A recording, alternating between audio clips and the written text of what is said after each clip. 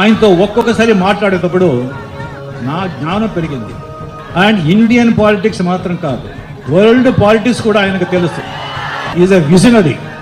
నేను చెప్పేది కాదు, ఇండియాలో ఉన్న పెద్ద పెద్ద పొలిటీషియన్స్ వాళ్ళకంతా తెలుసు చంద్రబాబు గారి ఘనత ఏంటి, ఆయన టాలెంట్ ఏంటి అనేది ఇక్కడ ఉండే వాళ్ళకంట బయట వాళ్ళకి చాలా బాగా తెలుసు.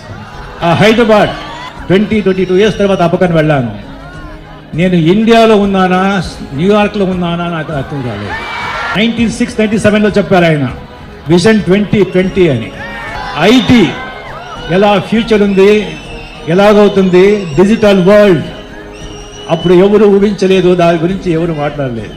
1000 కాదు 1,00,000 మంది తెలుగు జనాలు ఆ ఫారిన్లో వచ్చి ఐటీలో పనిచేసి సుఖంగా సంతోషంగా లగ్జరీగా బతుకున్నారంటే దానికి ఈయన కారణం.